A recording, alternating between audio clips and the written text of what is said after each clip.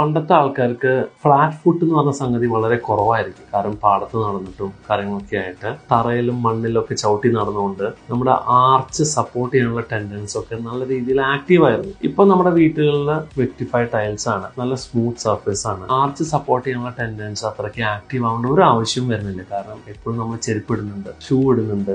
ഈ ആർച്ചിൽ ഇങ്ങനെ നിൽക്കുമ്പോഴാണ് ആംഗിളിൽ സ്റ്റെബിലിറ്റി വരുന്നതും നീല് സ്റ്റെബിലിറ്റി വരുന്നതും ഹിപ്പിലും സ്റ്റെബിലിറ്റി വരുന്നത്. ഇതില്ലാണ്ട് നമ്മൾ ഫ്ലാറ്റ് ആയിട്ട് ഇത് കൊളാപ്സ് ആയി കഴിഞ്ഞാൽ ആംഗിൾ ടേൺ ആയി, നീ ടേൺ ആയി, ഹിപ്പ് ടേൺ ആയി. ബേസിക്കലി നമുക്ക് ഈ ആർച്ച് എന്ന് പറയുന്നത് നോർമൽ ആർച്ച് ഇത്രയും ഒരു ഷേപ്പ് വേണം. ഹൈ ആർച്ച് എന്ന് പറഞ്ഞാൽ ഇങ്ങനെ ഒരു ഷേപ്പ് ഉണ്ട്. അപ്പം എന്താണെന്ന് വെച്ച് കഴിഞ്ഞാൽ കാല് ഓപ്പോസിറ്റ് സൈഡിലൂടെ ഔട്ട്വേർഡ് ബെൻഡ് ആയി തുടങ്ങി. ഫ്ലാറ്റ് ഫുട്ട് ആയ ഇൻവേർഡ് ബെൻഡ് ആയി തുടങ്ങി. ഈ ഇൻവേർഡ് ബെൻഡ് ആകുമ്പോൾ അടുത്ത സ്റ്റെപ്പ് വരുന്നത് സ്ട്രെയിൻ വരുന്നത് ആങ്കിളിലാണ്. അതിനോടൊപ്പം തന്നെ മിക്കവർക്കും മുട്ടുവേദന എന്ന് പറഞ്ഞാൽ ഉൾഭാഗത്ത് മുട്ടുവേദന വരുന്നുണ്ടെങ്കിൽ മുട്ട് ഉള്ളിലോട്ട് റൊട്ടേറ്റ് ചെയ്യുന്നുണ്ടാ. പണ്ട് ഈ ആർച്ചിന്റെ